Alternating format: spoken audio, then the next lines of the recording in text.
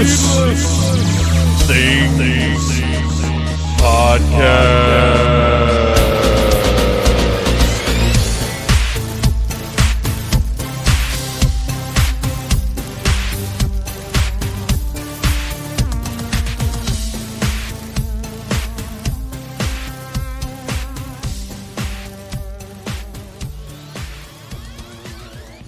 Welcome, my young apprentice, to the Star Wars Halloween special. Let the spooky flow through you. Yes. Yes.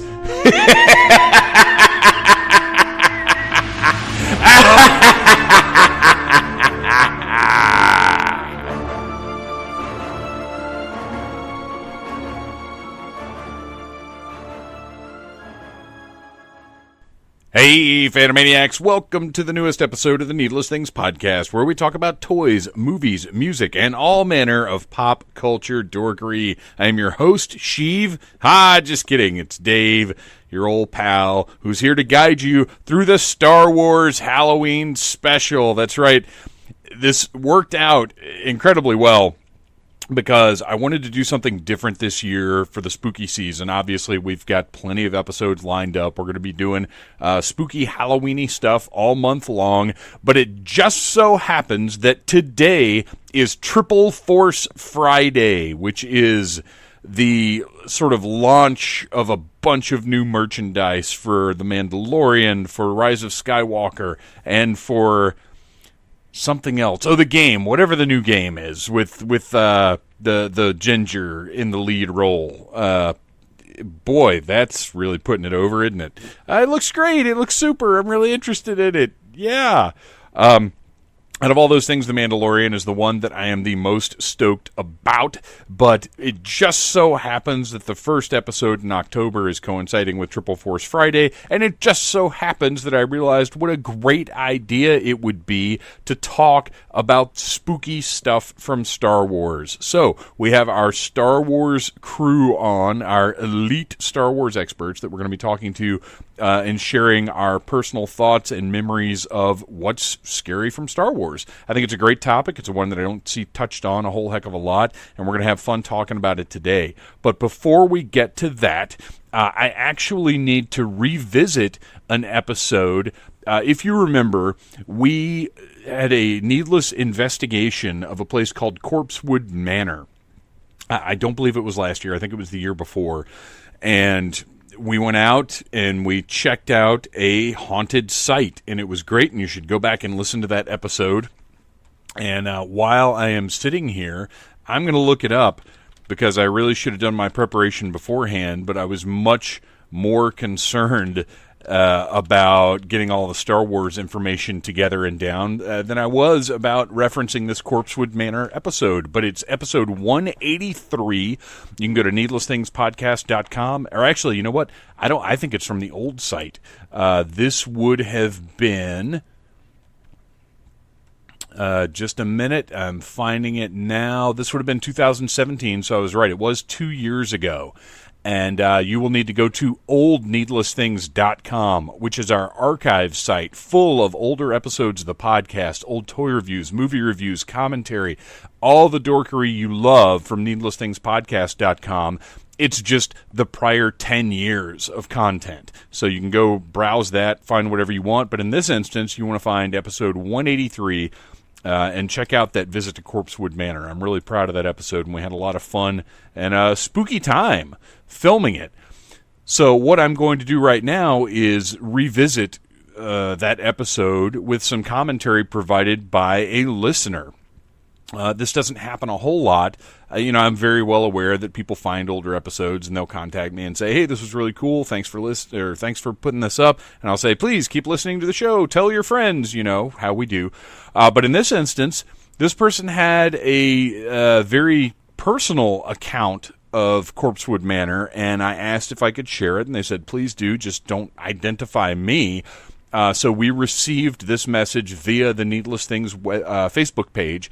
So first, go like the Needless Things Facebook page, and if you have any comments, messages, anything at all, any thoughts about the show, message us anytime, and we will get back to you as soon as we possibly can. Anything you want to contribute to the show, that Needless Things Facebook page is a great place to get in touch with myself and the rest of the Needless Things Irregulars for any thoughts you might have about the website or the podcast. So, I received this message. This is actually earlier this year, and I was waiting for Halloween to share it with you guys. So, here we go, from a listener.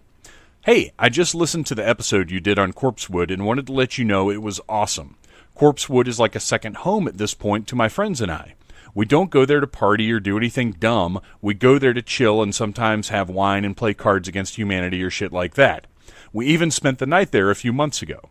My point is, all the things you guys described feeling there were totally legit. It is a very welcoming place for people who aren't going there to be disrespectful or stupid, and after a while it's like, okay, it's time for us to leave, like people feel like they've worn out their welcome. That same thing actually happened to a group of guys that came up there the night we spent the night there. I gave them a tour of the layout of the old house and showed them the chicken house, and afterward they suddenly got that same feeling. I wonder if when you all said that you got the feeling not to go over in a certain direction, it was in the direction of the chicken house. It seems that's the part that's most negative about the whole property, for obvious reasons. Did you hear the dogs barking at all? Anyway, I just wanted to write to let y'all know that you definitely weren't imagining things, and it was really awesome of you to be so respectful. Cheers. And then my response, thanks for sharing that. It was such an amazing experience. I still feel how that place was. I like how I had an easier time reading their comment than I had reading my own here, if that makes sense. I do believe we heard dogs, but I don't know that we made that much of it at the time. I try to maintain a healthy respect for things that I don't necessarily understand or things that might be outside of our comprehension. I'd hate to think the world was so straightforward that I just know everything, you know? There's definitely weird stuff that suggests there's more out there. Would you mind if I read your message on a future episode as a follow-up? And then, yes, read the message. And then a link was sent to motherearthnews.com. And I assume if you go there and search for Corpsewood, you'll find the article. But it's a fascinating article about or from Charles Scudder about building Corpsewood and his motivations and mindset. And it was fascinating. So go to motherearthnews.com and just search Corpsewood or Castle in the Country. And you'll find a really interesting article from someone involved in the construction. So there you go. A little follow-up shows that people are still finding the show to this day, which makes me very happy. And I'm also very happy that all of you guys are here and listening and sharing this pop culture fun with us. Okay, one more thing before we move on to the meat of the episode, which is the Star Wars Halloween special. I want to congratulate our pal, our listener, Scott Brady, for winning the very first of our October giveaways. If you join the Needless Things Podcast Facebook group, that is the best way to keep up with everything that's going on with Needless Things. And I did a giveaway in the Facebook group that was for members only.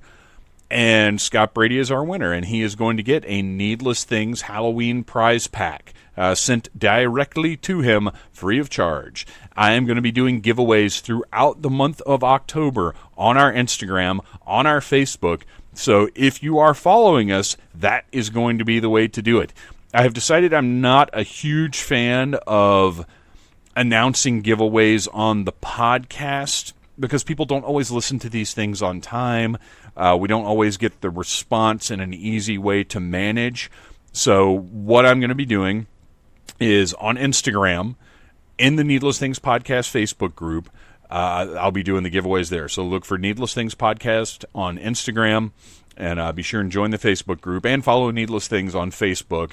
I won't be doing things directly there quite as much, although it is still, like I said, a great outlet for messages for you guys.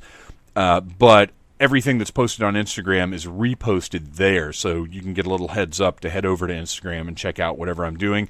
Chances are the contest will involve reposting or sharing things, because my big motivation now is I really want to spread the word about the show. And if I need to give you guys free stuff to spread the word, well, then heck, that's what I'm going to do. And I already have next week's big giveaway, and this is a big, big giveaway. and I'm not sure I can reach it from here. I actually hadn't even planned to look at it. I hadn't even really planned to announce this yet, but I guess I will.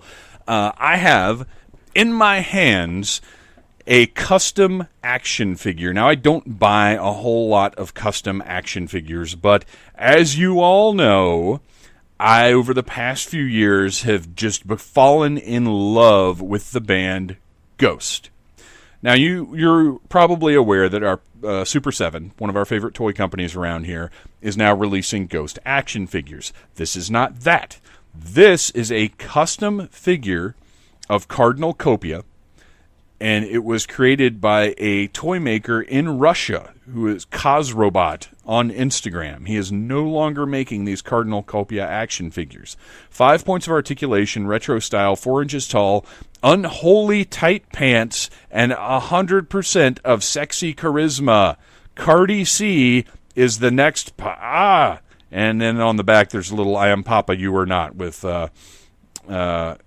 Cardinal slapping Papa Emeritus like the Batman and Robin meme that you're all so well aware of. So this Cardinal Copia Rats edition is no longer available anywhere. It will never be produced again. I managed to get 2.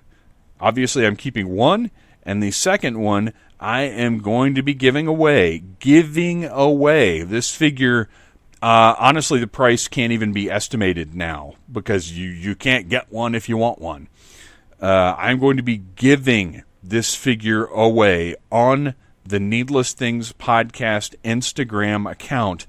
Go there, follow it now, and next week in October, this will be the week that begins on October the 6th, I will be giving this figure away. So follow us on Instagram, not the Phantom Troublemaker account, the Needless Things Podcast account. And that is where you will find out how to get this unique, incredible figure that you just can't get your hands on anywhere else. This thing came to me from Russia, like literally from Russia. And it's amazing, and I'm very proud to own one, and one of you is going to be very proud to own the other one I got my hands on. So there you go. Giveaways, spread the word, and you know what? Don't just wait for a giveaway to spread the word. You go ahead and share Needless Things any old time you want to.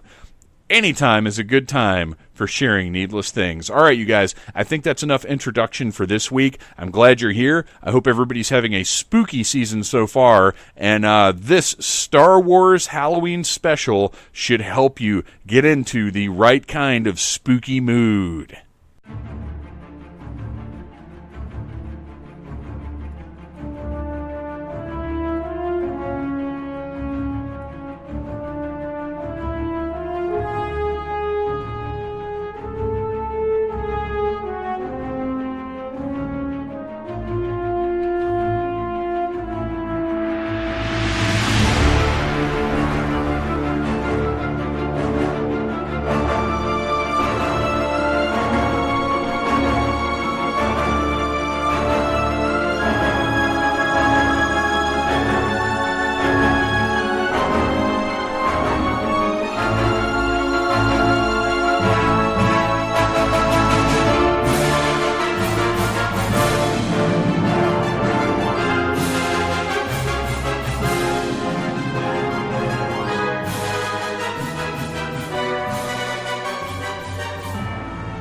All right, you know what? Let's do this because okay. It's October.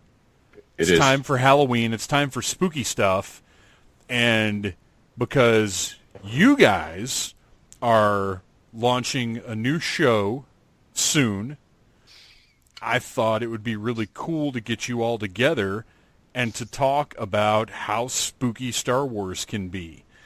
So, by way of introduction, we'll start with Beth.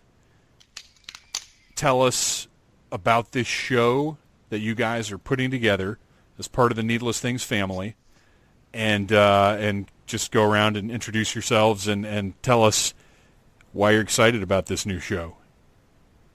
Well, I wasn't the one who started the idea for the show. I just kind of got roped into it because I am a huge Star Wars book fan. and apparently some people know that about me. So I was talking to Schweck at Dragon Con, and he had said that he'd been talking to you and Chad about a Star Wars podcast. You are not as up on the books as we are, so we decided to forge ahead without you. And Yeah. I am very excited to start this. I am a total moron and don't read anymore, unless it's on the internet. But you've over the years you've come to me with a couple of different things, and how many times have I told you, well, you should do that show? Well, and normally I'm too lazy to say yes to that. But this time, because it's Star Wars, I'm going ahead. Well, because it's Star Wars and because you've got such a good team with you, including our next guest tonight. Whichever one of you, it doesn't matter. It's cool. You guys are you're the triumvirate of Star Wars literary knowledge. Go ahead, Ryan. Well, as much as the listeners of the podcast know, I love some obscure, just random facts about things that aren't knowledge. Star Wars fiction fits right in there, so it'll be a lot of things that are buried in a chapter that have huge things to do with Star Wars and things you can actually use in conversations that start with, well, actually, and then you fill in. And finally, our while Beth is our heart and soul, Schweck is our head of research, but I have to say, Chad, you are our official Needless Things Star Warsologist. That's a lot of pressure. Being the champion of Star Wars trivia. Retired. Officially recognized, though. But retired. What are you bringing to the table?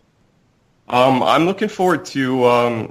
I have a different recollection of how this started. It began with us doing an episode about a couple new books, and then I went to bed, and then I checked the Facebook messages, and it looked like we were doing a podcast. And so that's how these things happen. I said, "Are we doing a podcast?" And Ryan and Beth said, "I think so." No, I'm looking forward to it. We're going to cover Star Wars fiction, novels. We'll be doing both novels that have come out in the recent past, but also we'll be doing hopefully future novels in more of a book club type structure. We'll be venturing off into other things. We'll hit comics. We'll hit things like that. But the main idea is to cover Star Wars novels, both past and present. And I think it'll be a lot of fun. And we're going to start off the first episode by dissecting the new Timothy Zahn's new Thrawn trilogy. So that should be a lot of fun. And because you guys are doing this, and because, like I said, it's the month where we celebrate Halloween, I realized there's all kinds of stuff that's scary as shit in Star Wars, and I thought it would be really cool to do an episode that focuses on the horror of Star Wars, or, as Chad suggested, a Star Wars Halloween special. It's something that I really haven't seen looked at specifically before, because as much as Star Wars gets dissected and inspected and looked at and discussed, I don't know that I've really seen a focus on the horror, and especially since all of us most people were exposed to these movies as kids, there are things that really struck me when I was young and scared me, and that I would watch, through the fingers across the eyes, old school horror movie style.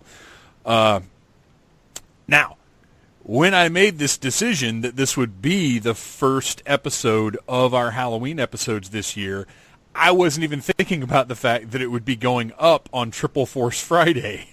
Nice. That just kismet totally worked out that way. So just consider this an official part of Disney and Lucasfilm's Triple Force Friday. As you're running around to Walmart and Target, and unfortunately not Toys R Us unless you're in Canada, listen to the Needless Things podcast and listen to us talk about spooky stuff from Star Wars. Now, what we're going to do is use our typical format where we each have a couple of topics that we're going to bring up and then discuss as a group. But what I want to do to sort of break the ice and kick things off is I asked you guys to pick out a couple of just little quickies, little snack-sized terrors from Star Wars that maybe didn't warrant a few minutes of conversation, but were just little moments that freaked you out. And I'm going to kick this off so you get an idea of the sort of things that I'm talking about. One of the things that freaks me out in Star Wars that scared me when I was a kid were the Bomar monks in Jabba's palace. Now, for those that may not know, the Bomar monks are the giant spider-like droids that have the glass bowls suspended underneath them. But the story behind these, at least as far as Legends is concerned, is that these are monks who have taken their brains out of their bodies and put them into these giant cyborg spiders to achieve enlightenment. Now, watching Return of the Jedi, you guys all just assumed that, right? Oh, yes. absolutely. It's clearly yeah, there. of course. Yeah, it's all there. Of course, nobody knows that without reading, the materials that you guys will be discussing on the upcoming show. But those things just walking around in the background, and I think that's what's so creepy about them is they weren't featured. They were just there behind C-3PO and the Gamorrean Guard in that first scene in Jabba's palace in Return of the Jedi. And they scared the shit out of me. They're so creepy. You guys know what I'm talking about, and you guys are freaked out by them, right? Well, that whole scene's creepy. Yeah, Just absolutely. that whole sequence of coming in through the giant door into Jabba's palace, and it's lit real dark, and the Gamorreans are kind of gross and weird, and then there's these big spiders walking around. In fact, Jabba's palace is an old Bomar monastery. That's right. Right. I totally overlooked that. Yeah, that they took over, but he let them walk around because he liked how gross they were. This, according to the thing. So, they were creepy as a kid for sure. So that's just a little bite-sized terror. Ryan, do you have just a sort of single moment of fear that you recall from Star Wars? Oh, yeah, mine comes from Return of the Jedi, too. As a kid, I was definitely scared of the Sarlacc pit. And, the Sarlacc looks kind of gross, and it belches. And I'm talking old Sarlaccs, no beak or none of that business, just the hole. But what really kind of scared me as a kid and fascinates me was the fact that you were digested for 1,000 years. And so I would, think about, well, what does that mean? Do you starve in it, or are you slowly, are you alive while you're eaten by, stomach acid? Are there somehow nutrients in the air that keep you alive for all this time? Right. So, yeah, the Sarlacc definitely freaked me out when I was young. Yeah, it was way scarier in the... And look, I hate to sound like an old man and be like, the original cuts were better, but they were. Hey, Dave, you're an old man. I am an old man. Oh, my God. Don't worry about sounding like an old man. You're an old man. That original Sarlacc, though, was so much creepier without the beak and the stupid tongue and whatever else comes out of it. When it was just a hole full of teeth. When it was, what's the vagina dentata? Oh, yeah. Right? That was horrifying. I saw that movie. And then when they added all the extra bullshit, it made it less scary. It did. That was actually, when I was a kid, that was my favorite sequence in the movie, was the Sarlacc scene, just because it was so swashbuckling and fun and adventure. But yeah, the monster itself is pretty creepy. Well, and it's terrifying enough to think that there's one of them, but if you read some books, there's lots and lots of them on Tatooine. They are literally everywhere. Well, and they actually refer, it's confusing prior to reading any of the books or having it elaborated in any way, because it's referred to as the Great Pit of Carkoon, and the Sarlacc is in it. But when we get to the pit, it's this tooth-lined maw with some tentacles. So, what's the creature? What's the pit? How is this thing formed? It was that unknown, which there are a lot of elements of Star Wars, some of which we'll discuss tonight, where they use the unknown to make things scarier and weirder, rather than spelling everything out. Yeah, I can think of one in A New Hope, especially. Yeah. Beth, what about you? Do you have a moment of fear? Not necessarily a specific moment, but I find Grand Moff Tarkin so freaking creepy. Just looking at him scares me. And I'm talking old school, A New Hope Grand Moff Tarkin, because he looks so cold, and he almost looks like he's already dead himself, even though he's not dead until Death Star blows up. But he is so cold and so cadaverous and so creepy and so just, fuck it, let's blow up Alderaan. He's very distant and efficient and military. He doesn't seem... He almost seems less human than Darth Vader. Because Vader at least expresses in some way, whereas Tarkin is just ice. That's why I find him unsettling, because there is zero emotion there. So, oh, you thought we were going to go get Dantooine? Whatever. Well, he's also played, of course, by a horror movie icon, so yes. that probably doesn't hurt. Made a living being creepy. And finally, Chad, do you have a brief moment of terror? A brief one. I have my big ones. I'll go. I think the first time Star Wars scared the shit out of me in a horror way, it was probably the cave on Dagobah. Oh man, you took one of mine. It's fine. I've got more. Yeah, it's one of the moments where it got it was Vader's scary and all this other stuff is scary, but the cave there's this sense of dread, and the whole idea of the cave is fear, the dark side, and you bring your fears in with you, and it's shot when Luke walks in and Vader steps out, and how old am I when I saw that? 5. I have no idea. Is this really Darth Vader? What's going on? Is Yoda a bad guy? Did he just lead Luke into a trap? I have no idea. And it's shot in this kind of weird slow-mo. Mm-hmm. That's very unsettling.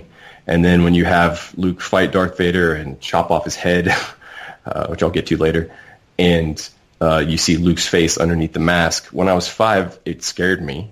I had no idea what it meant. I was probably 28 before I figured out what it meant. But, but yeah, that moment was the one that I felt like the first time I probably put my face behind my hands watching it as a child was that moment in the cave when Vader walks out. And, yeah, it's real creepy. Well, it's funny that scene. Yoda almost acts like the gas station attendant at the beginning of a slasher movie. Yeah, he's like, yeah. You shouldn't go in there. There's nothing you can do to stop this. That place has a death curse. Yeah, exactly. He's like Ralph from Friday the 13th. Yeah, or Cabin in the Woods. Yep. Scenes of that. Yeah, I mean, actually, they just went back to the cave in Age of Resistance, Snoke, the comic book, where Snoke takes Kylo there to face his fears. And just like with Luke, he finds that his true fear may not be what he thinks they actually are. But yeah, so it's something, and I believe in the expanded universe, the idea was that a dark Jedi had been killed there by a Jedi who was the same race as Yoda, just one of the only other Yodas that we know of in the galaxy, and created this dark side cave. But yeah, as a kid, it was just real fucking spooky. Well, I can see why Yoda would want to live next to the evil cave where one of his race was killed. That makes total sense. No, one of his race killed someone. Okay, I'll take Ryan's line. Actually, the idea was that the darks, how dark it was, would offset him, so he'd be harder to detect. I've read that as well, but still. Oh, it doesn't make sense. But Well, since this actually was one of my picks too, we'll elaborate on this because everything you said is 100% correct. As a kid, I'm in 100% agreement, rather. This, to me, was a horror movie. Like, it was when Star Wars ceased to be fun space adventure and became something that was like the Hammer movies that I watched with my grandmother. And I watched it, like you said, through my fingers. And when Yoda tells him, you won't need your weapons, and Luke puts his belt on anyway, that is shot so well and handled so well from a storytelling perspective that even as a very young child, you know that Luke has just made a terrible mistake. It's such a powerful moment. I think the line is, "Your weapons, you will not need them." And Luke kind of gives him this, like, whatever fucker, and puts his utility belt back on anyway. And even as a young child, you just know, like, no, Luke, he told you, this guy, why, you're doing cartwheels and flips and climbing vines with this guy, and now you're going to ignore him? Really? Listen to this dude. And he puts it on, and we see what happens. This horrifying, incredibly shot, dark sequence, and I don't mean visibly dark, although it's that as well, where our pure golden hero of this story, this kid that we've grown to love across a movie and a half now, who we've seen lose his, the people that raised him, he lost them. He's learned his whole life is a lie. He's learned he's, part of this amazing movement to eliminate evil from the galaxy. And we see that he has the potential to become that kind of evil because of the power that he has access to. And it's, you don't, like you said, Chad, as a kid, you don't get all that. No. But you kind of do. Like, you don't understand it, but it still hits you. I'll never forget the Luke's cold, dead eyes. That's the other thing creepy about it, too, is you're looking at Luke dead, and that, I don't know, it was always very disconcerting.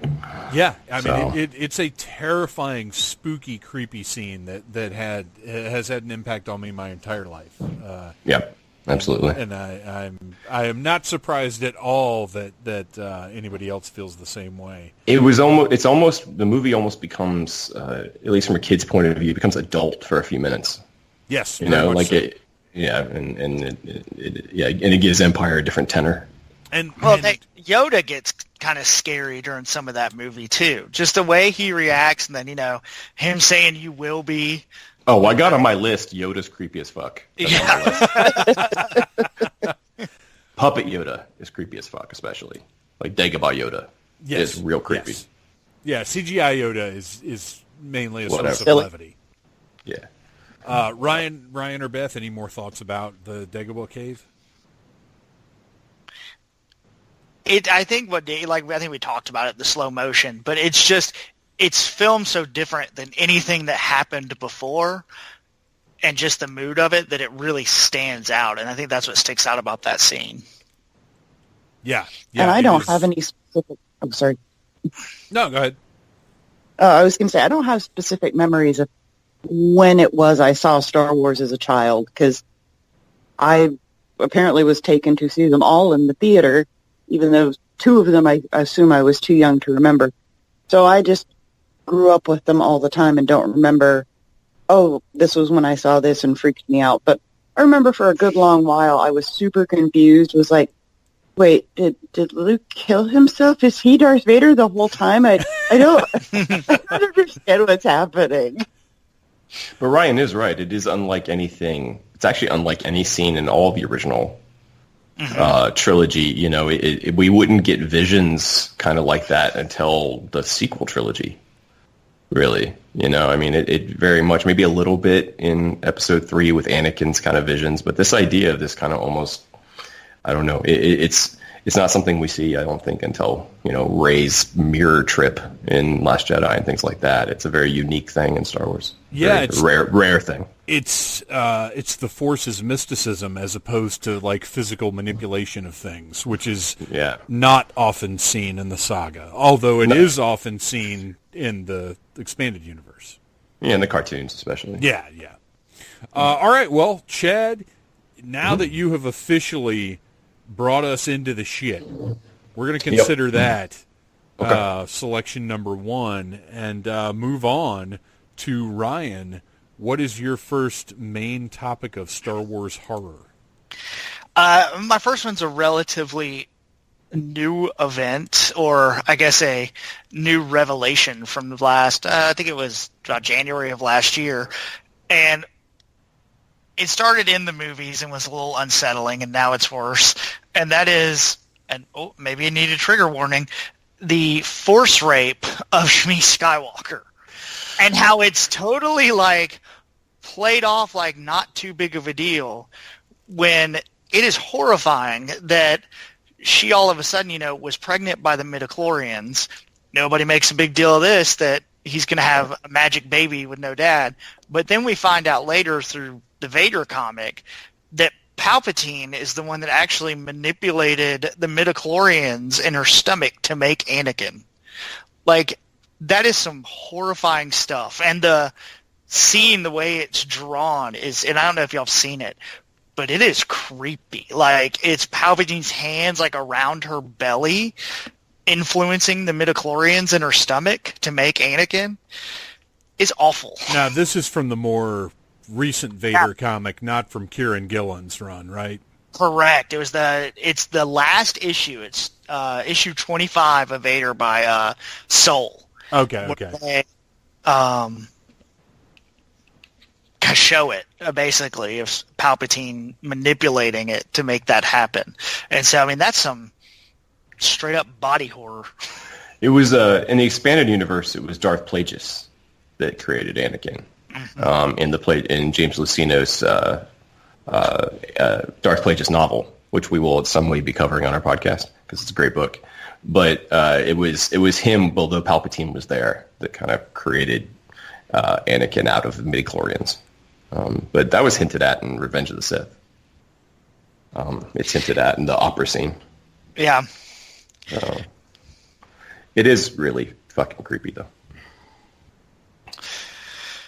All right, that's all I got for that one. I'm so taken aback. I have no words. I was aware of this revelation, but honestly hadn't considered it too much, because I'm still, despite the fact that Disney has gone out of their way to say that everything now is canon and that it all counts. I don't think I'll ever totally accept, as much as I love Marvel's comics and as much as I've enjoyed Timothy Zahn's books as far as I've gotten into them so far, I don't think my brain will ever fully accept everything as canon, just from being an expanded universe fan for so many years and knowing that it really wasn't all real. Like, even while we were reading it, right. I never, like, I always knew if they do new movies, they're not going to pay any attention to this shit. Now, see, and without getting into it, because that could be a whole nother podcast, like, I think that them specifically bringing up that, yep, Palpatine did this, is about to be a huge part of the Rise of Skywalker. It might be, yeah. Yeah. Could be an Easter egg. Entirely possible. Entirely possible. But that speculation will wait for another day. Indeed. Yeah, right.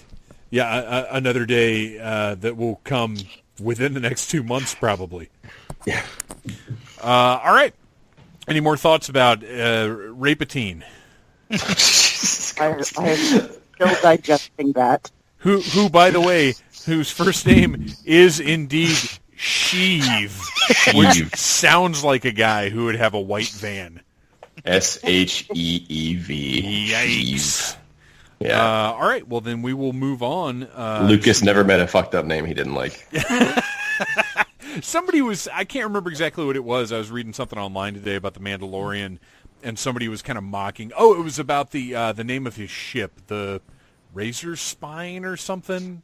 I can't remember what it's called. Somebody was kind of making fun of that, and I was like, "How long have you been a Star Wars fan now? You need to get over that shit immediately. If you can't deal with that, maybe you should go find another franchise to enjoy." It's part of the fun. Yeah, it absolutely is. All right, so let's move on. Beth, what is your first major Star Wars spookiness? Well, to continue in the body horror theme that Ryan started, I'm going to start with Dr. Evazan. Or Evazan, or I don't know how you pronounce it.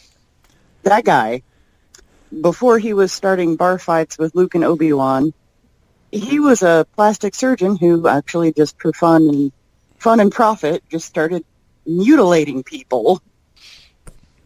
And the by far creepiest thing that he did was, if you don't know what they are, look up a picture of the decraniated, because he basically cut the tops off of people's heads and turned them into worse than droids. He made them slaves with zero emotion and like some giant weird visor over the tops of their noses.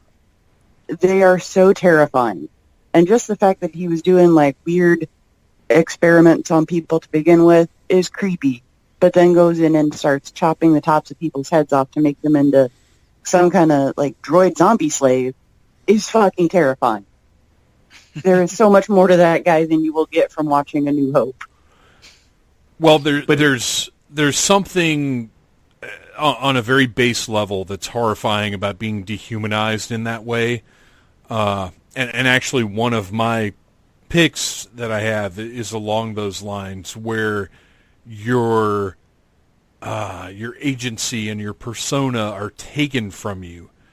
That is on such a deep level just absolute monstrosity. And you're right, that's what Evazan does, and he has he is a complete sociopath, no regard whatsoever for other life forms. He's got a really good arc recently, too, in the Afra comic. Yes. Where he essentially does like Saw, basically, where he makes Afra and 000 stay close to each other, or their heads will explode just to see what will happen. And broadcast it through the galaxy. And his buddy Ponda Baba has a new arm. Yeah, well, he was going to. That's nice of him, though. You know, he's got a heart, too. He wants his buddy to be okay. That's my absolute favorite Robot Chicken sketch. is the Star Wars Pondo Baba Robot Chicken sketch. So good. That dude, his buddy was talking shit, and he got his arm cut off for it. And the Decrania, that's one of those things, too. I'm kind of surprised Disney, allowed that into the movies. Yeah. Because it's creepy looking in the background. It's kind of one of those things you kind of see for a second, and then you're like, well, what the hell is that? And yeah, you kind of see them in the back, and you're like, wait, is that a person without the top of their head? What is going on? Oh, is that in Solo you're talking about? Yeah. Okay. Yeah. It's pretty fucked up. Yeah, it's always funny to me when people accuse Disney of sanitizing things or of being too sensitive to darker, more grim content. Did you guys not grow up watching the movies where everybody's parents got murdered in the first 5 minutes? We'll get to the battle for Endor eventually. Yes. Let's just settle down and take stock of Disney's history of scarring us all as human beings before we get too concerned about them censoring content. All right, so yes, Dr. Evazan, grade A creep, was expanded upon in Legends, the old expanded universe, and has, as Ryan said, received new attention in the Dr. Afra comic, which, by the way, is excellent. And ending. I know. Which, on the one hand, I'm sad. On the other hand, you know what? I'm always happy when something has a conclusion and doesn't have the opportunity to get bad. Yeah.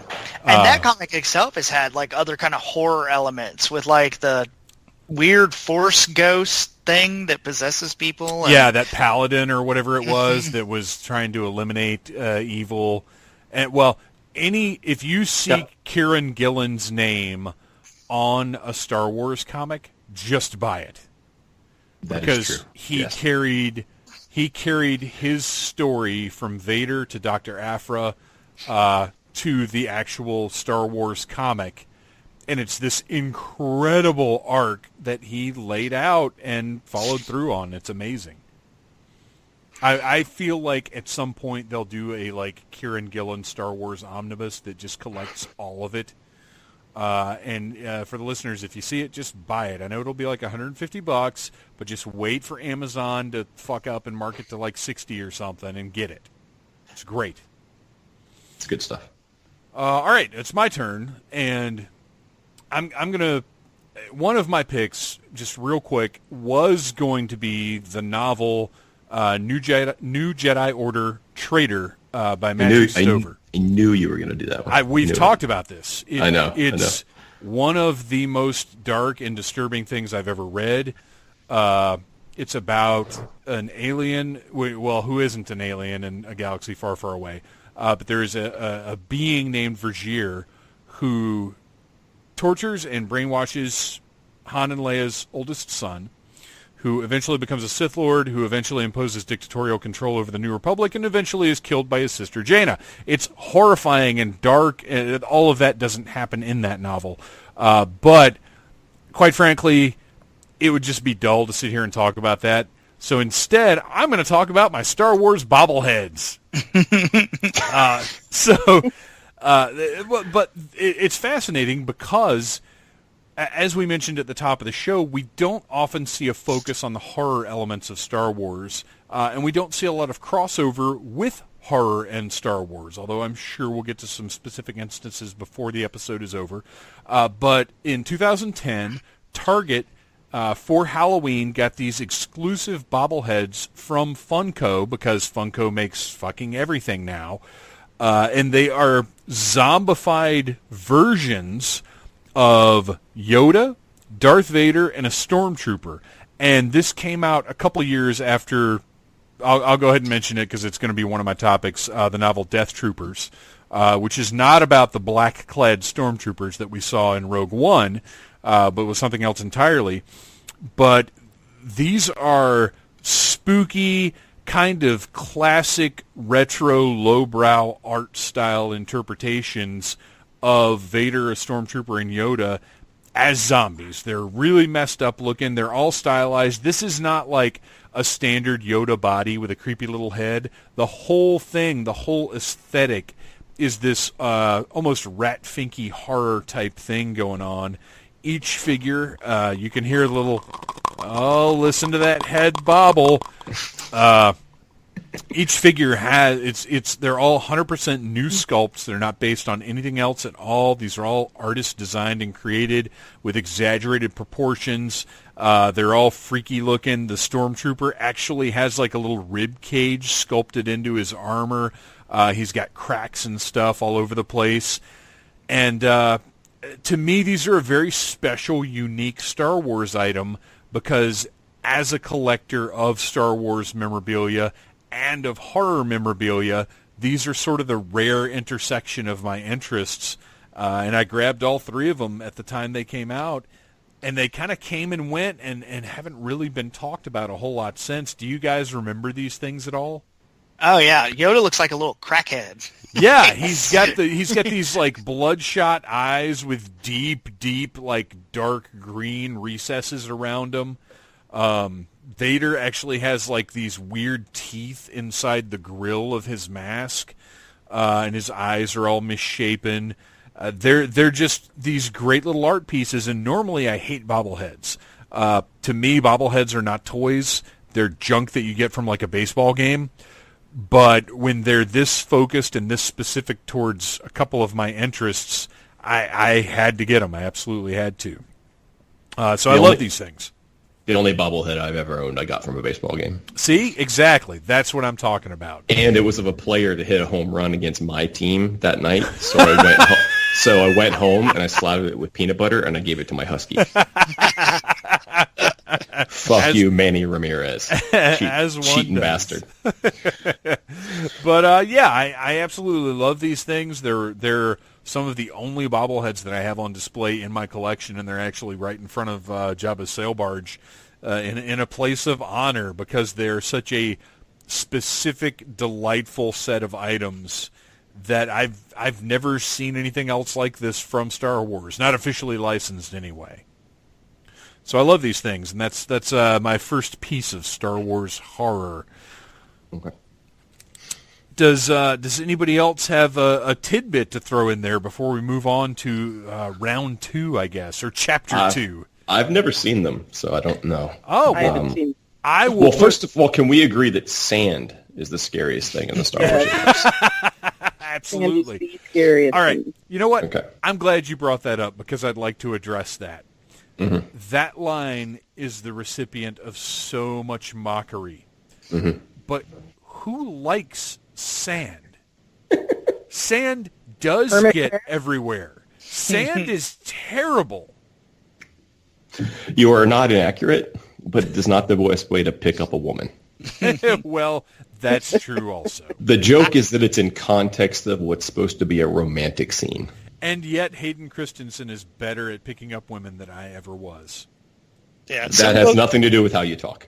One of the books really needs to go into the damage that Padme has romantically, because there must be something in her background that makes the way that Anakin hits on her acceptable.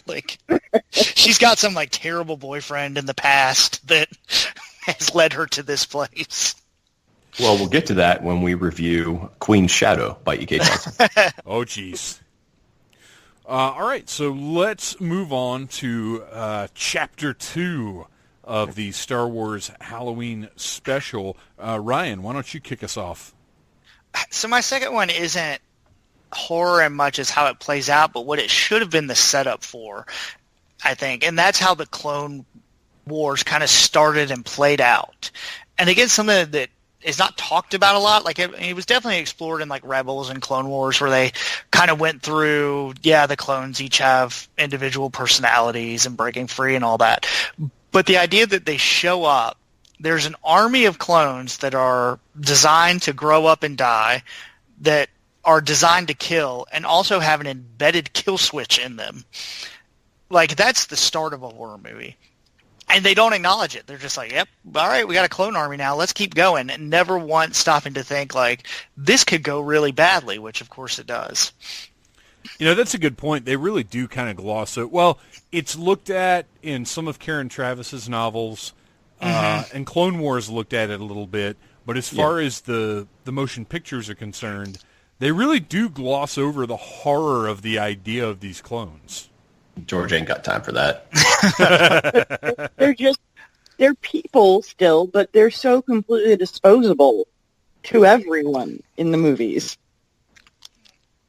And they all look the same, and they all sound the same. And there is a real creepy element to them. And you're right, they're just kind of there. We just get used to them. Yeah. In real life, that should be the start of a horror movie. Clone army designed to kill. Also, they're going to die at any moment. So here we go. Anyone else get the feeling he wrote the word Clone Wars in the 70s and had no idea what that meant? It just sounded sci-fi. For sure. For sure. Because that's, the first time the Clone Wars are mentioned is in A New Hope when he's talking about it was a pilot in the Clone Wars. Yep. Which, as we now know, is a somewhat off-base description of Anakin Skywalker. So that's what I got for my second one. That's solid, because again, Star Wars is something that you can read as much as you want into it, and there's a definite parallel. I mean, this is something that's inescapable in the films or in the prequels. The parallel between clones and droids is, very in your face as far as how they're regarded by the rest of the galaxy and how they're used by the powers that be. But you don't necessarily have to think about it if you don't want to, because it's look at the cool dudes in armor firing blasters, pew pew, awesome. And then a droid gets blown up, and it's hilarious. Well, battle droids are made to die. Well, absolutely, but so are clones. That's true. That's true. Good call, Ryan. Absolutely horrifying, systemic horror, if you will. All right, Chad, what is your next big pick? Okay, I got a couple, but I'll go with this. So we're talking Halloween, and one thing that comes to my mind in Halloween is slasher movies.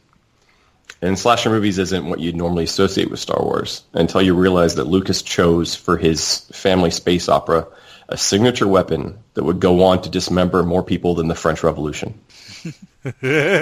Just from memory, so I'm sure I missed some, I've counted 6 arms, 6 hands, 1 leg, 7 heads, and 3 dudes that got straight up sliced in half, not counting battle droids. Or younglings. Or younglings off screen. The lightsaber is an exceptionally violent weapon that in the hands of Jason or Michael Myers would seem at home. But in Star Wars, it's normally the good guys that are cutting off arms and legs and hands, and there's just this. It's a weapon of a more elegant time, right? That's what I was going to say. Yeah. It is, but it's this motif throughout all of the films that they've continued to an extent of just dismemberment. Attack of the Clones got censored in Britain because of the scene where Anakin decapitates the Sand People. They had to cut that bit out in the UK. Well, that's what I was going to say. It didn't match their ratings. Any one Star Wars film has more graphic murders than Friday the 13th Part 7. Absolutely. Yeah. So there's kind of this slasher thing of people with their hands cut off and their arms cut off, and the way Anakin dies with an arm and a leg cut off, and not to mention 3PO is blown apart how many times? At least 3 times that 3PO was broken into pieces. I don't even think I'm counting the Wampa. Like I'm not counting the pieces of the Acklay that Obi-Wan cuts off on Geonosis. The lightsaber is a very violent weapon that leads to some, if it weren't for the let's just say saving grace of quote unquote cauterizing the wounds. Which, by the way, Ponda Baba's arm is not cauterized. No, it is not. It's a bloody mess. Yeah, neither is the Wampa. You're right. So, I don't know. To me, like just that idea that there are so many limbs lying around in Star Wars just makes me feel very horror movie-ish. Especially, but at the same time, those moments are also scary. I mean, Luke losing his hand was horrifying in Empire Strikes Back. It's when that moment happens. It's unthinkable. It's ridiculous. It's really scary. Even when Anakin gets his arm chopped off in Attack of the Clones and gets beat, there are just a number of moments. But yeah, the moment, and then to me, my favorite moment in Return of the Jedi is when Vader taunts Luke about Leia, and then Luke kicks his ass with that great musical score with his voice. The male choir comes in, and that ends with him chopping off Vader's hand, and it's not a good thing. It's kind of a bad thing. But but I mean, even cutting people in half, Darth Maul, Kylo Ren cuts Lor Sen Von Sydow in half at the beginning of Attack of Force Awakens. And then, of course, Kylo cutting Snoke in half. Like, I mean, they've continued that theme, of the lightsaber doing what a lightsaber should do. This isn't dismemberment, but to me, the most shocking lightsaber kill was in the Clone Wars, the animated series. And I cannot remember who the victim was, but Anakin is standing behind him, and all of a sudden the lightsaber just comes out of this guy's chest. Yeah, they managed to show more darkness and more potential darkness in Anakin on the show than Lucas did in the movies. Yeah, absolutely. Well, I mean, the Clone Wars is the reason Anakin isn't a complete... And look, I don't want to bag on Hayden Christensen or certainly Jake Lloyd, and I do think they're redeeming things that occur in all 3 of the prequels, but Clone Wars is the reason Anakin is taken seriously at all in any way in modern times. Mm-hmm. Yeah. So it just, there's just a lot of, I mean, the when he kills Dooku, it's very, in episode 4, it's very brutal. I think that because it's so deliberate, it's not during combat, it's not an act of defense, it's an act of aggression, it's a murder. Yeah, he murders him, yes. But first he cuts his hands off. Right. Then he cuts his head off. Well, he gets it bad. Chris really gets it bad. To be fair, though, they're all about cutting hands off. Like, that's just kind of a Daily Jedi thing. Yeah, no, and I guess the idea is that it's more humane than taking a life, is always how I've seen. But, I mean, Obi-Wan cuts off Zam Wessel's arm in the sports bar. Yoda cuts off a couple clone heads that try to come get him for Order 66. There's just a whole lot of heads rolling, a whole lot of arms, and it just reminded me of watching a horror movie. Absolutely. One horror movie thing with the lightsabers too is the lighting that it gives the characters, where it lights up their faces in certain parts. Kind of looks very horror movie-ish, where you'll have that red light reflecting on them, or even the green sometimes after Yoda cuts those heads off. Like, it's a good point. Yeah, it adds that element to it. I really now want to see an edit of these movies with blood instead of the cauterizing. I want to see full-on horror movie now, or at least if I can't do that, I want to go back and rewatch them and just imagine all the blood. Like a Kill Bill where it's just spurting everywhere. Yes. I just want to see, and I'm sure it's out there on YouTube, I just want to see a supercut of all of the lightsaber dismemberments. I'm sure it is. Yeah, it's out there for sure. That would be a long video. Yeah, I mean, and except I didn't count battle droids whose heads come off all the time. They're designed so the Jedi can lop their heads off. I mean, that's what battle droids are for. But yeah, so I don't know. Lightsabers are for what's inevitably or ostensibly, a family space opera. It's a pretty violent tool to dispatch their enemies, and for some reason he just likes cutting people's arms. Even Mace Windu got his arm cut off. So, but yeah, that's one of my last one, one of my big ones. We can't very well finish this episode, and we're not quite to the end yet, but I do feel like I have to bring up Death Troopers and Red Harvest. It's not one of my picks, but it's something we've got to briefly discuss. Sure. Has everybody read at least Death Troopers? I read those. I read Death Troopers, but I don't remember it terribly well. I mean, honestly, all it is aliens, or Alien, but with zombies, and in Star Wars. That's about right, yeah. They slap a skin on it, they throw Han and Chewie in there, but I don't think that's necessarily a bad thing. I think you could actually take different types of fiction and slap a Star Wars skin on it and get something that's entertaining. And I would never claim that Death Troopers is the greatest book of all time, but if you're a horror fan and you're a Star Wars fan, it's a very satisfying read. It delivers exactly what you want from a Star Wars zombie book, in my opinion. It's creepy. It's, like I said, it's got Han and Chewie, so it's got your touchstones that you need for it to really feel Star Wars-y. The story is very basic bone stuff, but it gave me what I want. As a matter of fact, I would say it was better than I expected it to be, because there are novels that are sort of standard issue Star Wars novels that are garbage. And I kind of expected this one to be that, but it entertained me in a very horror and Star Wars kind of way. Chad, I think you're not as big a fan of it as I am. I am not, but I think we'd be remiss not to tag on Galaxy of Fear. Does anybody remember Galaxy of Fear? Oh man, you're gonna have to refresh. Yeah. You say it rings a bell. Galaxy of Fear was a 12-volume young reader series by John Whitman, published back in 97 and 98. They're basically what if R.L. Stine wrote Star Wars. Whoa, no, I don't think I know anything about this. They're 12 books that were basically just riffing off of the success of Goosebumps. They followed a brother and sister who were on a field trip when their home planet of Alderaan was destroyed. And they go around and get into a bunch of spooky situations, and they cross paths with movie and EU characters. Listen, I didn't read them all, but I read more than a few. They're not great. They're not as good as Goosebumps, even.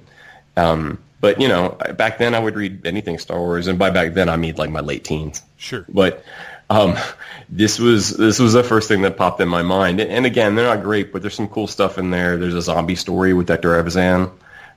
There's one, I don't know what it's about, but the cover has giant bugs and Grand Admiral Thrawn on it, so it's got to be great.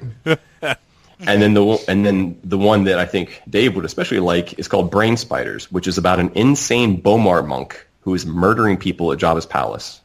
And I have no idea if it's any good, but holy shit, I want to make the movie. So, so Galaxy of Fear was kind of their first foray, even though on a kid level, into making scary stories, spooky stories in the Star Wars universe. They had these cool kind of pulpy looking covers.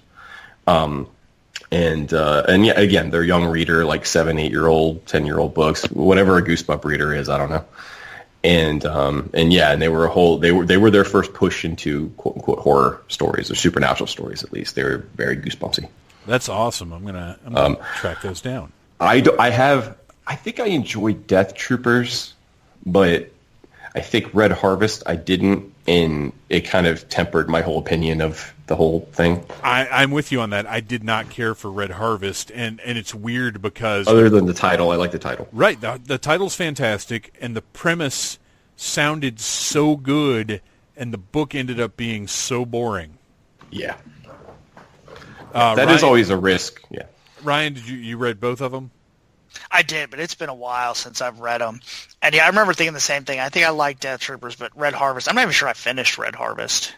It was tough to get through, and I slogged it out, but I aside from refreshing myself on Wikipedia earlier today, I couldn't have told you a whole lot about it. Beth, what about you? Did you get both of them done, or just Death Troopers?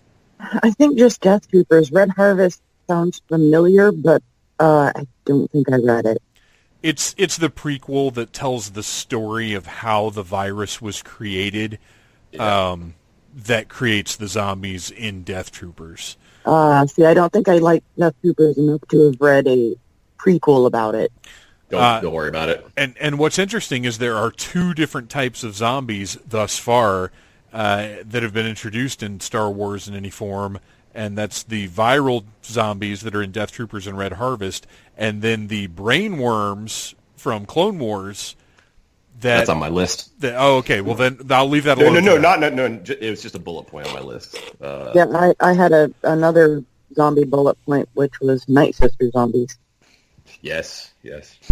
Oh, you're right. So that's 3 different kinds of zombies, which the Night Sister zombies are the more traditional voodoo type of zombies and not the modern zombies as we think of them. If you go into expanded fiction, there are a lot of Sith Lords that kind of come back to life in zombie or mummy-like ways. Well, yeah, that's true. There is a lot of returning from the dead in one form or another. Yeah. Clone Wars Season 2, it's an episode called Brain Invaders about Geonosian body-snatching brainworms like aliens or the Thing. It's kind of like the Thing a little bit. It's the Geonosian queen uses these brainworms to control her dead troops, and it's in Legacy. Well, and she controls a bunch of clones too in this and that episode, the brainworms take over some clones. Oh wow! I think Legacy of Terror was the one that was just her Geonosians. Yeah. Who also featured, by the way, in the Lego Star Wars Clone Wars game. So you're controlling undead Geonosians in a Lego game. It's delightful. Oh, that's right. Oh, now I am remembering that episode with undead Geonosians. That was fucked up. Yeah. Yeah, that was dark. I mean, it was very much... It was created to be like a horror movie because it was kind of early on in Clone Wars where they were still feeling things out, and they made a little horror movie. Well, Clone Wars tried different genres. Yeah, absolutely. Here and there, and they did little homages. They did their, Seven Samurai episode. They did, they did episodes based on other movies that were clearly kind of shout-outs. Weird that they didn't make one based on The Fortress, huh? No. They did not do one on Hidden Fortress. It's almost like, all right, Hidden Fortress, you're right. Hidden Fortress, yeah. They did not do that. It's almost like they've been there before. Yeah, they've already done that. All right, to get to my official... second pick, again, I've got to dip back to the original trilogy and talk about the trash compactor scene. Talk about an almost Hitchcock-like sense of terror, because not only do you have these characters in a locked room dealing with their impending demise. The walls are closing in. They're panicking. They're freaking out. They're in an unusual situation. They're not even wearing their own clothes. And then this monster, and this is where we go back to the unknown, at least in the context of the movie. This monster takes one of them under the water, which is a little weird. What's that? Takes Luke. He doesn't take one of them. He takes Luke. He takes Luke. He takes our hero. He's us. He's our hero. Yeah. Which is a little weird because they appear to be standing in about 8 inches of water. So I'm not sure where Luke went. It's always been very confusing. And as you get older in your life, you realize that's 8 inches of poo water, which is even worse. Of imperial poo water. Imperial poo water. Yeah. But that whole scene is so intense. Talking to 3PO on the comlink when they're screaming into the comlink, and it gets a bit of levity when they're all, once he has entered the right code and the walls stop contracting and they're all yelling with joy, and 3PO has this moment of, oh, listen to them, they're all dying. like you get that moment of much needed levity right at the end of this very intense scene of seemingly no escape. And as a kid, much like the Dagobah Cave, we all watched Star Wars as many times as we could, whether it was once the VHSs came out or if it was broadcast on CBS or whatever the case may be. By the time we were, say, 12, we had probably seen the original trilogy maybe 4 times if we were lucky. 5 times, maybe. Oh, wait. Oh, I had all 3 of them on a VHS. But the VHS didn't even start coming out until, what, 86? Maybe. I don't think Jedi came out on VHS. It might have been 85. So that would have been 9 years old. Yeah. So we didn't even have a VHS until we were old enough that our brains were kind of working a lot better, and we were starting to recognize tropes and storytelling and things like that. So a lot of what Star Wars was to us early in our lives was what we had made up in our heads to fill in the blanks. But anyway, my point was... we have the internet for that. Yeah, right. Now the internet does it all for us. But my point was, however many times I experienced the Dagobah Cave and the trash compactor scene, they terrified me every time because I didn't have the level of familiarity I have now, and they were still creepy and they were still horrifying. And even though I knew our heroes made it at one point, it was still their peril that upset me. And this trash compactor scene is just intense and terrifying, and if you can put yourself in the character's shoes, it's a horrifying situation. Garbage Masher 3263827. Yes, exactly. That's what I had written here. I just went with trash compactor. Well, because I'll always hear Luke's voice yelling that number, so I'll always remember it. Like, and that kind of piggybacks a little bit on something I wanted to mention real fast, which was perhaps the most consistent evidence in Star Wars' B-movie roots is monsters. Yes. Right? Is that almost, not every film, but almost every film has a monster sequence. Whether it's the oceans in Naboo, or the pits of Geonosis, or the Garbage Masher, or the Sarlacc. To me, the one that always scared me as a kid was the Rancor. But the idea of this old school, especially the Rancor, is very Harryhausen stop motion at times, and just this idea of each of the films, and JJ did it in Force Awakens as well, is just a monster scene, some kind of monster and everything, which is I always thought was always very B movie of them, and they're not always important to the plot, but like space slugs and the Dianoga and the Rathnars, and even newer characters like Lady Proxima or something, or I don't know. There's just this the monster chase scene, Well, and they've used monster fight. They've used every method of bringing monsters to the screen. They've used puppetry. They've used guy in a suit. They've used stop motion. They've used everything you can think of. And that's one of the things that's most admirable. And that's what I love about the Dianoga is, as kids, we had no idea. All we saw was the eye stalk, right? That moment freaked the shit out of me as a kid. It. And it's in that it's sped up. The frame rate's increased or whatever to make it look like it's moving faster than the puppet actually was. Yeah. And it's super scary until you get the trash compactor that came with the Death Star playset, and you see that the Dianoga is this stupid-looking little, like, shark with tentacle wings and a head that vaguely resembles the thing that was in the movie, which is not at all what Lucas intended it to be. It's just what Kenner came up with based on the source materials that they had available. Yeah. The Dianoga has appeared as everything from that thing to a sort of octopus-looking cephalopod. Yeah, like a bulimic octopus. Right, to a big like snake-type creature. Like, it's been depicted many different ways. I think the official thing is the octopus with the eye stalk, basically. But I love the fact that a few years ago they released Luke's X-Wing. It came with a sort of Dagobah crash kit. and it came with an updated version of the trash compactor Dianoga, so it's like the same basic body shape and everything, but updated to modern standards. Right. It's a cool little figure. It's one of those neat things that Hasbro does that's not canon, but they were like, well, let's do a tribute to an old toy. So yeah, trash compactor scene super freaked me out. And now we move on to Beth. Wrap up this second round of ours. Well, we touched on it a little bit, but I would like to go further into what a creepy fucking stalker Anakin is. Okay. Terrifying.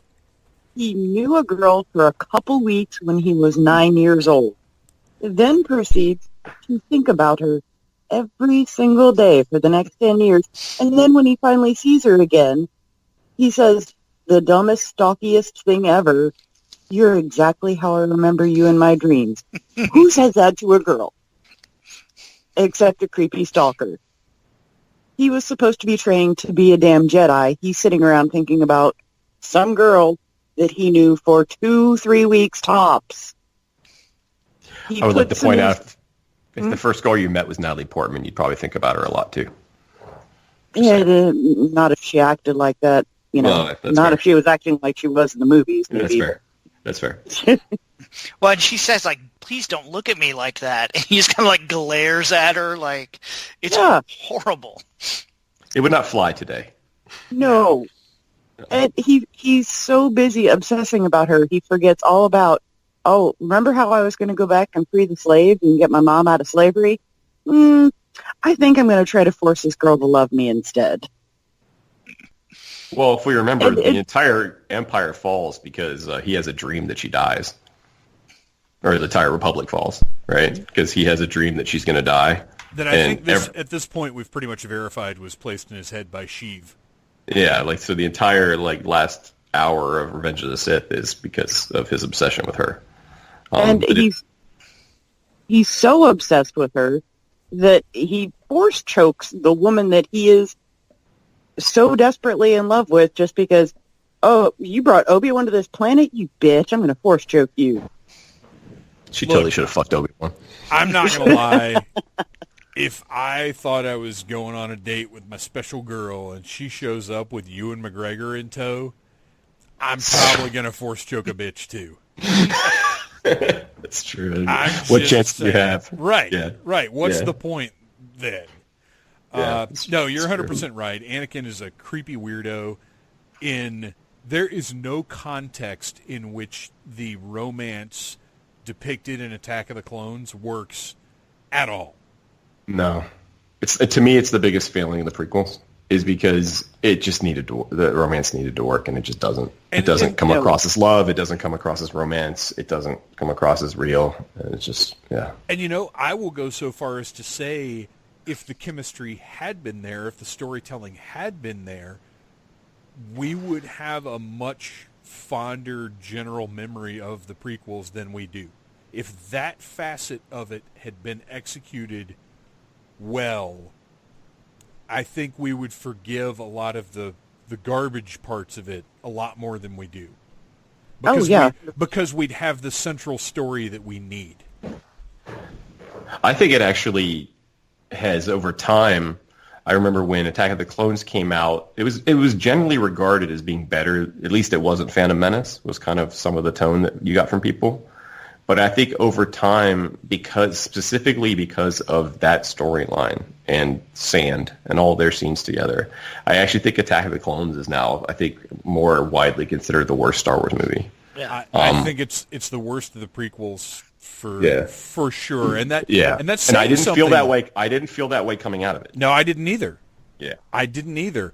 And it's saying something because there are a lot of really cool sequences in Attack of the Clones, but the stuff that's bad is the worst stuff we've seen in Star Wars. And I say that as somebody, you guys all know how I feel about The Last Jedi, but there's nothing in The Last Jedi that's nearly as bad as the worst shit in Attack of the Clones. No, you just want to... Yeah, it makes the middle of that movie near unwatchable. Yes, absolutely. And I can watch The Phantom Menace, but Attack of the Clones is rough. She is so wooden and uncomfortable and awkward, and I don't know if she was playing it that way on purpose because he was a super creep. Because she's like, what do I do with this guy?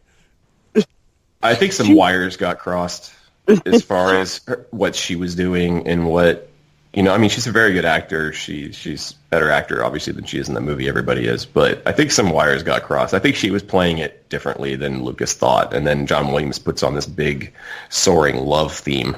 And you're like, I'm not feeling that at all. No, she seems like she does not want to be around him. Until all of a sudden she does. Right. Yeah, that's the weird part about it. There's no moment where you see like, okay, I can see why she has fallen in love with him. Did you see him ride that tick? If he force fed her some fruit with the Force. Well, that's what I was force fed her.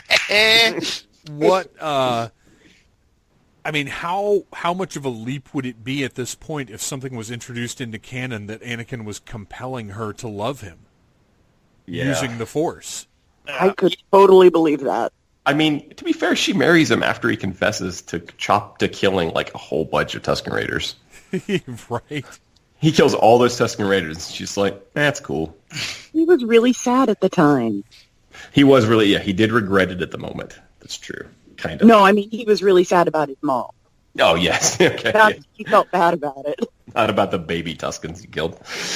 Yeah. No, you're right. It also has to do with Hayden Christensen's stare or his look. That's not even necessarily his fault, to be honest. But there are some faces just when playing certain ways just come across in a creepy way. I had a friend who made a movie and he got some bad notices about the performance of the lead character that I thought was really good.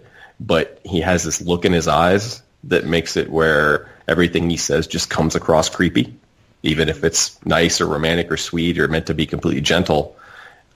So I think Hayden Christensen just brought, whether he's directed or not, whatever, brought this intensity to it that I think if the character would have been a lot lighter and more fun and not as overwhelmingly intense as he tried to make him, I think that stuff would work a lot better. It still wouldn't be well written, but like there's no looseness between them. There's no rapport between them. They're just saying this very stilted dialogue. And anyway, yeah, that's what we're getting to. Is the scariest thing in Star Wars is the romance between Padme and Anakin is the most frightening thing in all of Star Wars. Even more frightening than the incestuous romance between Luke and Leia. Absolutely. You got to think like there's got to be some point too where they're making sweet space love, and he touches her with that creepy robot hand. That she's got to be like, "Whoa, buddy, let's take that thing off for this or something." Yeah, he might take it off before. She's like, "I'd rather deal with the stump." Does she want to be touched by the nub? Yeah, let's keep the nub here in this instance. Nub. Yub nub. All right, we got to we got to bring this thing home. But we want to get some last mentions in, and I've got one question for each of you before we do wrap it up. But real quick, I've got to mention Tales from Vader's Castle.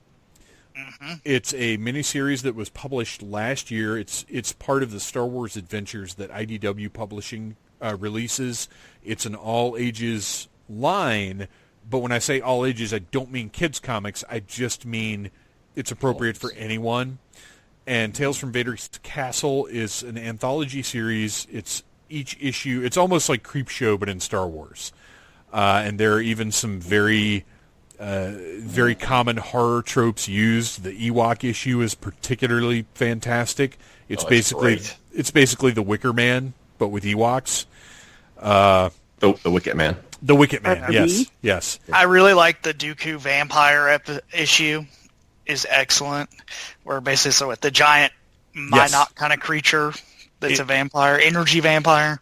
It's a fantastic miniseries. It's available as a collection now. And this year, starting this month, they are, I think it's called Return to Vader's Castle, but it's a sequel series by the same writer, a lot of the same artists.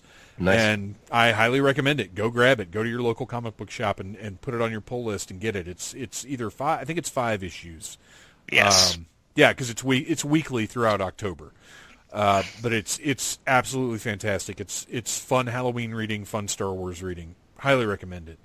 Well, to tag on to the castle real quick. Yeah.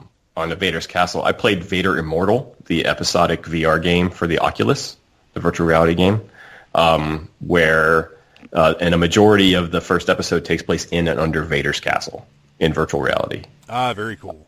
And it's a cool experience. The second episode is out. I haven't had a chance to play it yet, but there are a few moments in that story where you find yourself standing like face to chest plate with the Dark Lord himself that are genuinely kind of scary.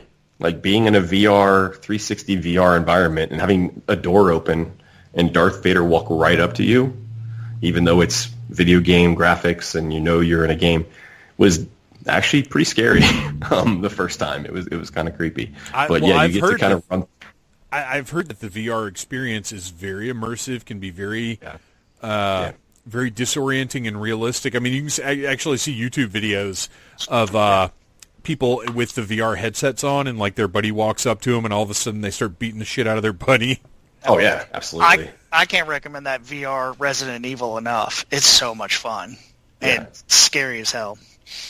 Vader Immortal's got some cool scenes too, where you're like kind of Maya Rudolph plays your droid buddy, and you're kind of there's a sequence where you're sneaking through and you're looking through a grate, watching Vader do something, and I found myself physically crouching down, even though I didn't need to for the story, and I kept looking over at Maya Rudolph like shh.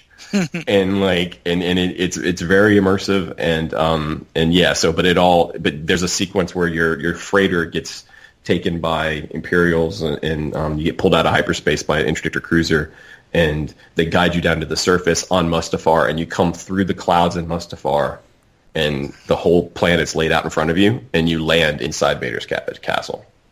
And it's a really cool sequence, but it just reminded me of that when you talked about Tales from Vader's Castle, which I also recommend. It's really good.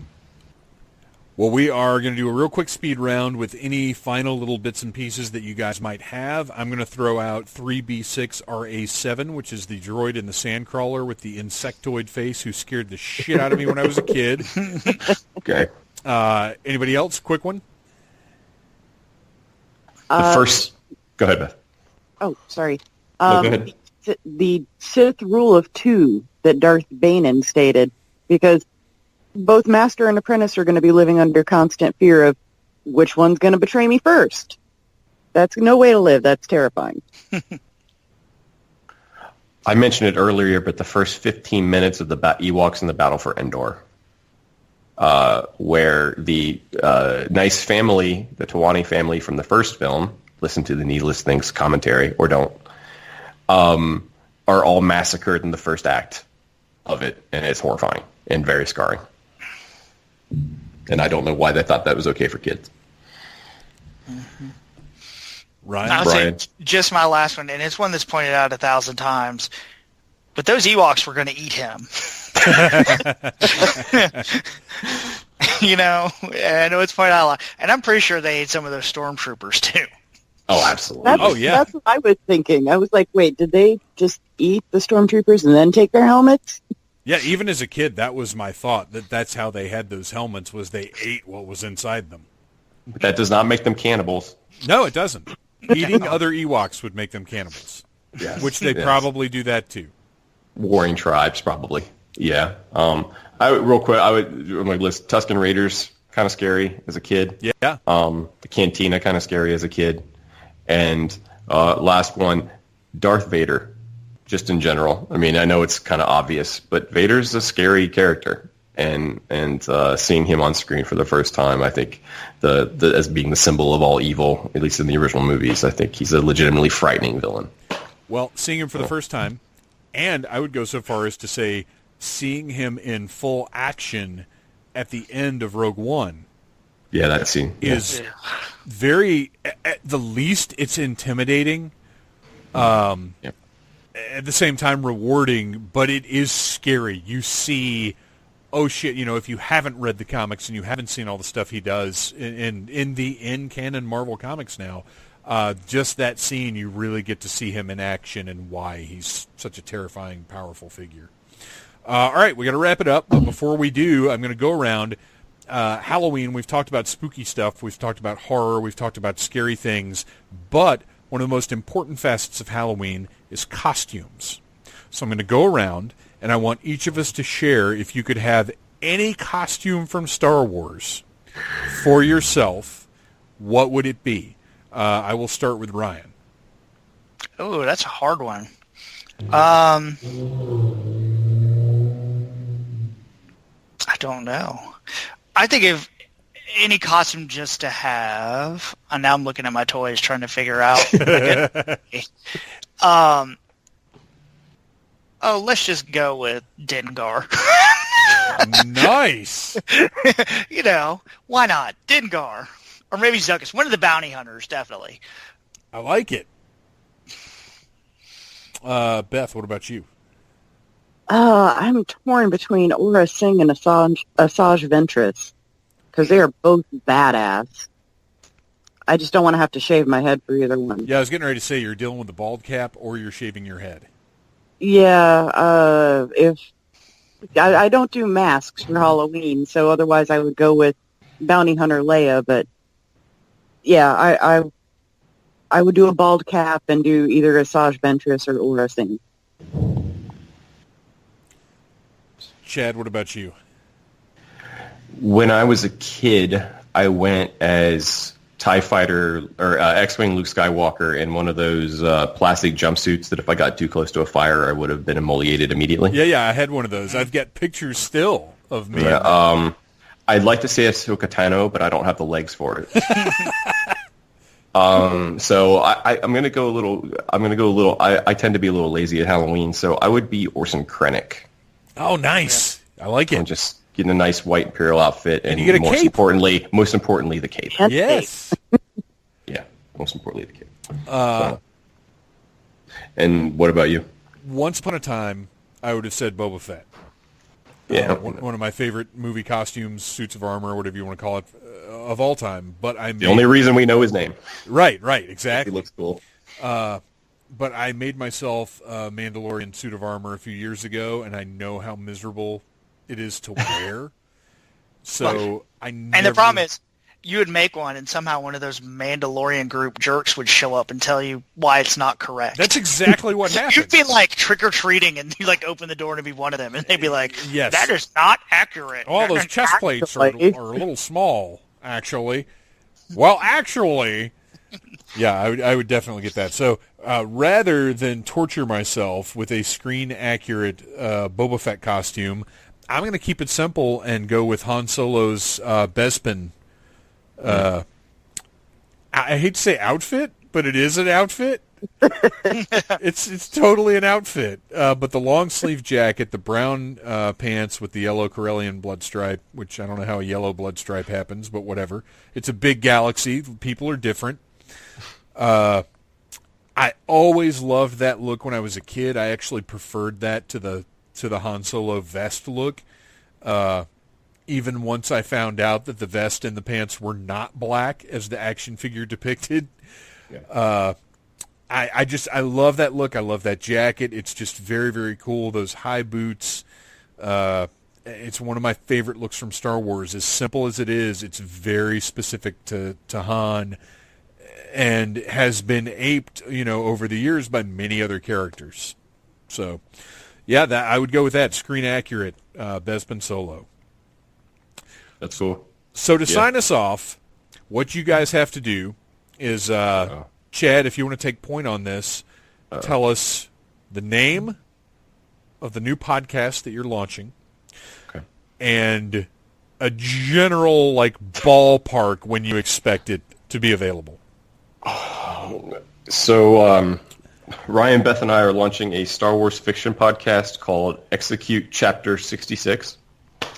Like I said, it will be covering Star Wars fiction. Ballpark, we're hoping to record next week or the week after, I'm guessing. And then, so I would say look out for an episode, let's say November. Excellent. November. I'm gonna aim for November. And outside of that, where can we find you online, and what are you up to? ChadJShonk.com. Same thing on Instagram. Not on Twitter anymore. And I'm finishing up a new book that should be out early next year. And besides that, check out my movie Dakota Sky on Amazon Prime, and my novel Proxy, also available on Amazon. Beth, outside of Execute Chapter 66, where can we find you? I have no novels, but you can, or movies. Slacker. I know. But I just finished my Dragon Con coverage for needlessthingspodcast.com, and now I am going into horror Halloween coverage for needlessthingspodcast.com. And I will be posting weekly all through October. On needlessthings.com. On needlessthingspodcast.com. And you can find her tagged in many Needless Things posts on Instagram as Beth-O-Rama. And I can't, okay, it's not my fault. I can't work Instagram. I don't know how it works. I feel only like know how that's to pictures. completely your fault. It is. It's fairly intuitive. And finally, our head of research, Ryan, I am thrilled that you are officially, going to be an ongoing, you've been official since the start, but you're going to be an ongoing contributor to Needless Things here. Where anything else you're up to online? I'm still waiting for those toy reviews, man. One day maybe this Force Friday we'll get onto it. I'll be on the podcast and always willing to chat it up on the social media, especially with all the Star Wars stuff starting this Friday. I'd actually like to get together and do sort of a Triple Force Friday recap, and let's see what kind of damage we did our wallets after it's done. Yeah. Can I say one last thing? Yeah, absolutely. Everybody watch the Dark Crystal Age of Resistance so we can get a second season. Yes. I've got one episode left. Don't spoil I'm not spoiling. No, I wouldn't dare. But talk about things that were too dark for us as kids and scarred us as kids. That's fine. But please watch it and get us a second season. Age of Resistance scarred me as an adult. Yeah, I'm currently scarred. It's my favorite thing I've seen all year. Yeah, it's absolutely phenomenal. And that's saying something, because The Dead Don't Die I love deep in my heart. But Age of Resistance is my favorite. Awesome. Well, thank you guys for coming on and talking about spooky Star Wars stuff. Absolutely. And I look forward to talking to all of you again sooner than later. December. Yeah, right. All right, later, guys. Later. Bye. I almost forgot to put my mic back down in front of my face. I hadn't planned on producing this episode today. You're lucky I had other things to discuss in the intro, because today was a fantastic but also weird day. The cool things that happened, or if you are following Needless Things Podcast on Instagram, or Phantom Troublemaker on Instagram, you saw that I finally found the Jabba's Palace Vintage Collection playset at Walmart, and it was a struggle to get them to sell me that thing because it was not in their system.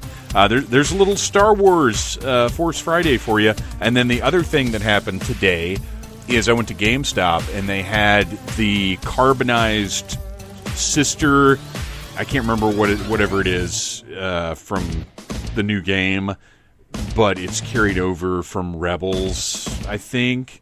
I actually am not sure who the character is, but she looks badass, especially with that metallic finish that the carbonized collection had.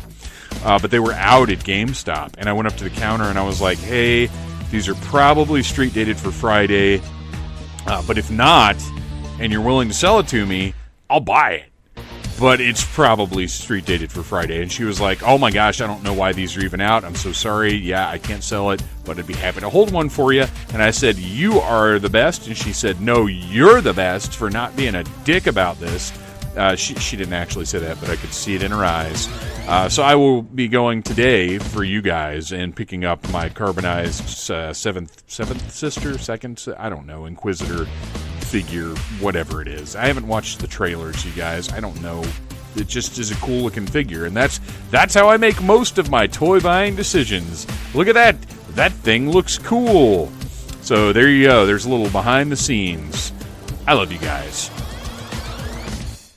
Thank you for listening to the Needless Things podcast. You're the best. You can find the show on iTunes, Stitcher, Downcast, or in the ears of a Trader Vic's employee. Love you. Mean it.